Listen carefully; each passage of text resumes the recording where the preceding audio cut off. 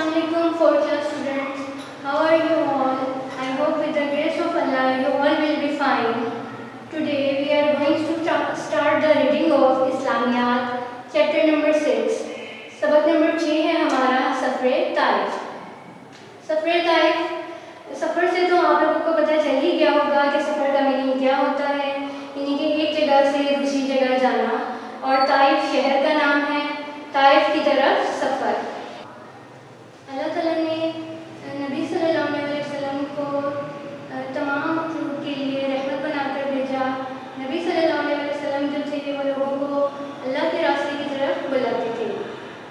नबी सल्लल्लाहु अलैहि वसल्लम ने लोगों को जब दीन हक़ की तरफ बुलाना शुरू किया तो लोग जो थे वो उनकी मुखालफत कर रहे थे, यानी कि लोग अपने दीन पर जमे हुए थे, उनको छोड़ने को तैयार नहीं थे।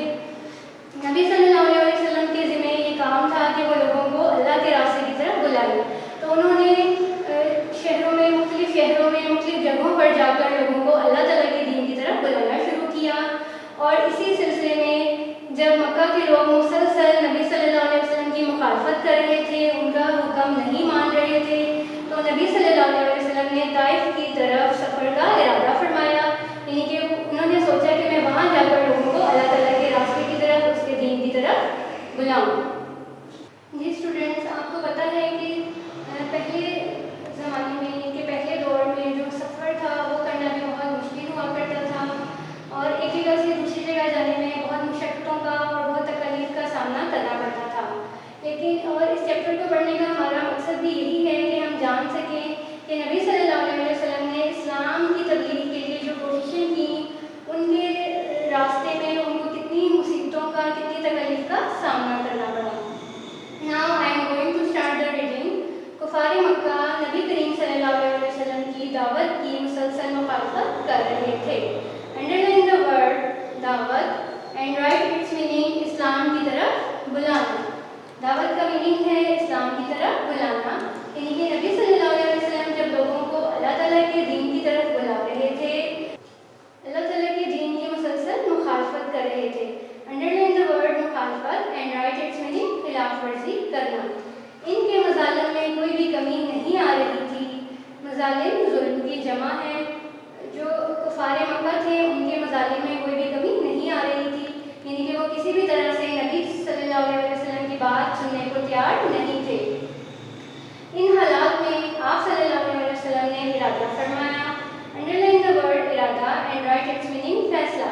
आप सल्लल्लाहु अलैहि वसल्लम ने फैसला किया कि मक्का के अलावा दीगर बस्तियों में जाकर इस्लाम की दावत दें। अंडरलाइन द वर्ड बस्तियों एंड राइट इट्स मीनिंग छोटे गाँव, यानी कि जो छोटे छोटे गाँव हैं वहाँ पर जाकर इस्लाम की दावत दें। इस मकसद के लिए आप सल्लल्लाहु अलैहि वसल्लम ताइफ तशरीफ़ ले गए। नबूवत के 10वें साल शवाल के महीने में आप सल्लल्लाहु अलैहि वसल्लम ने अपने गुलाम, underline the word Ghulam and right it's meaning खादिम, हज़रत ज़ैद बिन हारिसा के हमरा, अंडरलाइन द वर्ड हमरा एंड राइट इट्स मीनिंग साथ। आप सल्लल्लाहु अलैहि वसल्लम अपने गुलाम हज़रत ज़ैद बिन हारिसा के साथ ताइफ के सफ़र के लिए गए। ताइफ का सफ़र इख्तियार किया। अंडरलाइन द वर्ड सफ़र इख्तियार किया, राइट इट्स मीनिंग रवाना हुए। ताइफ मक्का मुकर्रमा के जनूब में तकरीबन 65 किलोमीटर के फासले पर एक सरसब्ज़ो शादाब शहर है। Underline the word सरसब्ज़ो Shadab and right it's meaning हरा भरा। मक्का मुकर्रमा के जनूब में तकरीबन 65 किलोमीटर के फासले पर एक हरा भरा शहर है जिसको ताइफ कहते हैं।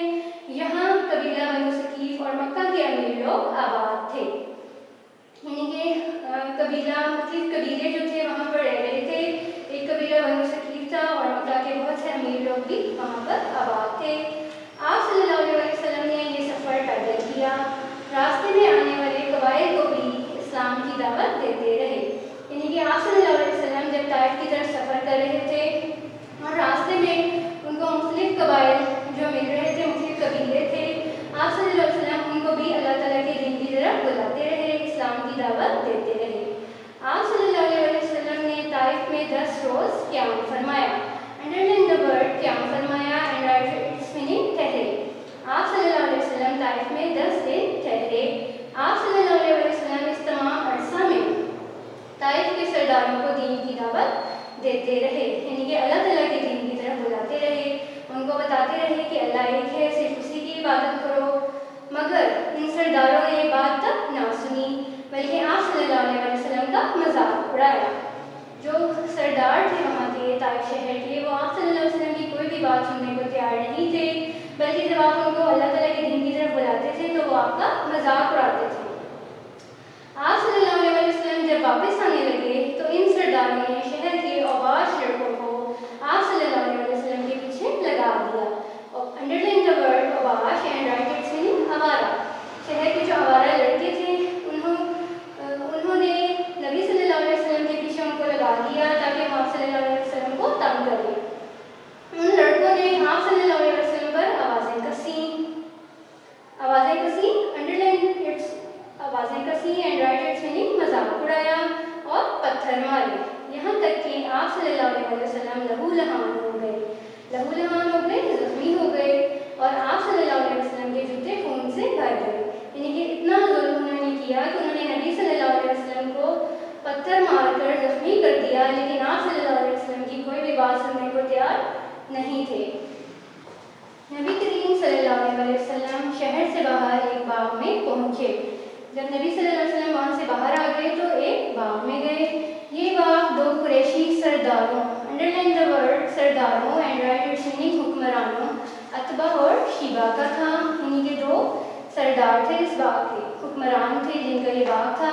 آپ صلی اللہ علیہ وسلم دیوار سے ٹیک لگا کر انگوروں کی بیل کے سائے میں بیٹھ گئے، ٹیک لگا کر سہارا لے کر انگوروں کی بیل کے سائے میں بیٹھ گئے۔ باغ کے مالکوں نے آپ صلی اللہ علیہ وسلم کو اس حالت میں دیکھا تو انگوروں کا ایک گچھا اپنے غلام اداس کے ہاتھ بھیجا۔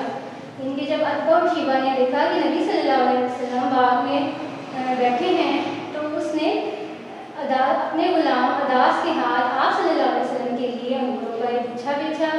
اداس جب گچھا آپ صلی اللہ علیہ وسلم کے پاس لایا تو آپ صلی اللہ علیہ وسلم نے بسم اللہ پڑھ کر انگور کھانا شروع کیے۔ اداس نے حیران ہو کر کہا، انڈرلائن دا ورڈ حیران ہو کر، رائٹ اٹس میننگ چونک کر کہا، یہاں کے لوگ تو ایسا کلام نہیں پڑھتے، کلام بات، یہاں کے لوگ تو ایسا کلام نہیں پڑھتے، یعنی کہ نبی صلی اللہ علیہ وسلم نے جب بسم اللہ پڑھ لی تو وہ بہت حیران ہو گیا کہ یہ کون سی زبان ہے جو کہ آپ بول رہے ہیں، کیونکہ وہ لوگ تو اس زبان کو، اللہ تعالیٰ کے کلام کو، اس بات کو نہیں جانتے تھے۔ ہم مسلمان ہیں اور ہم کوئی بھی کام کرتے ہیں یا کوئی کھانا پینا شروع کرتے ہیں یا کسی بھی کام کو کرنے سے پہلے ہم بسم اللہ پڑھتے ہیں، تو وہ لوگ حیران ہو گئے یہ دیکھ کے۔ آپ صلی اللہ علیہ وسلم نے اس سے پوچھا، تم کہاں کے رہنے والے ہو؟ اس نے بتایا کہ وہ نینوا کا عیسائی ہے، نینوا عراق کا ایک شہر ہے، اور اس نے بتایا کہ وہ وہاں کا ایک عیسائی ہے۔ آپ صلی اللہ علیہ وسلم نے فرمایا، اچھا تم مرد صالح یونس بن متی کے شہر کے رہنے والے ہو۔ انڈرلائن دا ورڈ مرد صالح اینڈ رائٹ اٹس میننگ نیک آدمی، یعنی کہ وہ اداس تھا، وہ حضرت یونس علیہ السلام کے شہر کا رہنے والا تھا۔ تو آپ صلی اللہ علیہ وسلم نے کہا، وہ میرے بھائی تھے، میں بھی نبی ہوں اور وہ بھی نبی تھے۔ یہ سن کر اداس نے آپ صلی اللہ علیہ وسلم کے سر، ہاتھ اور پاؤں کو بوسا دیا، چوما۔ طائف سے واپسی پر پہاڑوں کا فرشتہ حاضر ہوا۔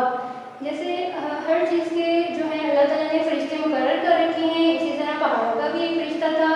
تو نبی صلی اللہ علیہ وسلم جب وہاں سے واپس آ رہے تھے تو فرشتہ حاضر ہوا اور اجازت طلب فرمائی، مانگی، underline it and write its meaning مانگی، اجازت طلب فرمائی کہ ان دونوں پہاڑوں کو آپس میں ملا دیا جائے تاکہ اہل طائف ان کے درمیان پس کر ختم ہو جائیں۔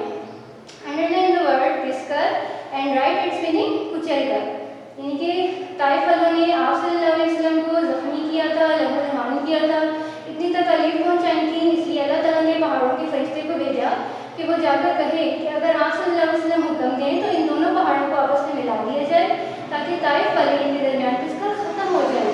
لیکن نبی صلی اللہ علیہ وسلم نے طائف کے حق میں دعا کی، اے اللہ طائف والوں کو ہدایت دے، انڈرلائن دا ورڈ ہدایت اینڈ رائٹ اٹس میننگ نصیحت، ان کو ہدایت دے، سیدھا راستہ دکھا، اگرچہ وہ اسلام نہیں لائے مگر امید ہے، آس ہے کہ ان کی اولاد ضرور اللہ کا دین قبول کرے گی، یعنی کہ طائف والے اگر میری بات ماننے کو تیار نہیں ہیں تو امید ہے کہ ان کی جو اولاد ہوگی، ان کے بعد میں آنے والے جو لوگ ہوں گے، وہ لوگ ضرور اللہ تعالیٰ کا دین قبول کریں گے، اللہ تعالیٰ کو اپنا خالق اور مالک مانیں گے اور مجھے اس کا آخری رسول جانیں گے۔ دعوت، اسلام کی طرف بلانا، مخالفت، خلاف ورزی کرنا، ارادہ، فیصلہ، غلام، خادم، ہمراہ، ساتھ۔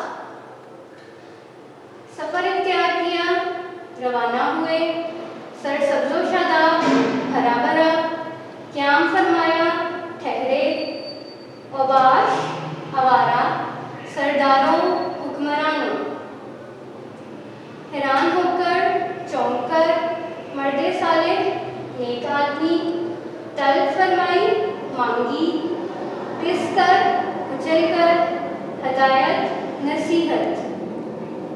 Yes students, now we will solve the exercise. سوالات کے جوابات دیں۔ Question number 1 is نبی صلی اللہ علیہ وسلم نے طائف کا سفر کیوں فرمایا؟ آنسر، کفار مکہ نبی صلی اللہ علیہ وسلم کی دعوت کی مسلسل مخالفت کر رہے تھے۔ ان حالات میں آپ صلی اللہ علیہ وسلم نے ارادہ فرمایا کہ مکہ کے علاوہ دیگر بستیوں میں جا کر اسلام کی دعوت دیں۔ اس مقصد کے لیے آپ صلی اللہ علیہ وسلم طائف تشریف لے گئے۔ Question number 2 is انگور کھانے سے پہلے آپ صلی اللہ علیہ وسلم نے کیا پڑھا؟ آنسر، انگور کھانے سے پہلے آپ صلی اللہ علیہ وسلم نے بسم اللہ پڑھی۔ Question number 3 is عداس نے آپ صلی اللہ علیہ وسلم کی کس طرح تعظیم کی؟ تعظیم meaning عزت کی۔ آنسر، عداس نے آپ صلی اللہ علیہ وسلم کے سر، ہاتھ اور پاؤں کو بوسہ دیا۔ Question number 4 سفر طائف میں آپ صلی اللہ علیہ وسلم کے ساتھ کون تھا؟ آنسر is سفر طائف میں آپ صلی اللہ علیہ وسلم کے ساتھ حضرت زید بن حارثہ تھے۔ Question number 5 is سفر طائف سے واپسی پر فرشتہ کیوں حاضر ہوا؟ آنسر is طائف سے واپسی پر پہاڑوں کا فرشتہ حاضر ہوا اور اجازت طلب فرمائی کہ ان دونوں پہاڑوں کو آپس میں ملا دیا جائے کہ اہل طائف ان کے درمیان پس کر ختم ہو جائیں۔ لیکن نبی صلی اللہ علیہ وسلم نے طائف والوں کے حق میں دعا کی، اے اللہ طائف والوں کو ہدایت دے، اگرچہ وہ اسلام نہیں لائے مگر امید ہے کہ ان کی اولاد ضرور اللہ کا دین قبول کرے گی۔ Now we will solve سرگرمی نمبر 2۔ درست جواب پر ٹک کا نشان لگائیں۔ طائف کا شہر مکہ مکرمہ سے کس سمت میں واقع ہے؟ جنوب میں، جنوب کو ٹک کرنا ہے۔ نمبر 2 طائف مکہ مکرمہ سے تقریباً کتنے فاصلے پر ہے؟ 65 کلومیٹر کے فاصلے پر۔ نمبر 3 طائف کا باغ کن کی ملکیت تھا؟ اتباع و شیبہ کی۔ نمبر 4 آپ صلی اللہ علیہ وسلم نے اہل طائف کے سلوک پر دعائے ہدایت دی۔ نمبر 5 غلام عداس کا تعلق کس مذہب سے تھا؟ عیسائی مذہب سے اس کا تعلق تھا۔ Now we will solve activity number 3۔ مناسب الفاظ سے خالی جگہ پر کریں۔ نبی صلی اللہ علیہ وسلم نبوت کے 1.5 سال ڈیش کے مہینے میں طائف گئے۔ نبوت کے 10ویں سال شوال کے مہینے میں طائف گئے۔ نمبر 2 سرداران طائف نے شہر کے ڈیش کو آپ صلی اللہ علیہ وسلم کے پیچھے لگا دیا، اوباش لڑکوں کو۔ نمبر 3 باغ کے مالکوں نے آپ صلی اللہ علیہ وسلم کے پاس ڈیش بھیجا، انگوروں کا گچھا بھیجا۔ نمبر 4 غلام عداس سے نبی صلی اللہ علیہ وسلم نے کہا تم مرد صالح ڈیش کے رہنے والے ہو، یونس بن متی کے شہر کے رہنے والے ہو۔ جی کلاس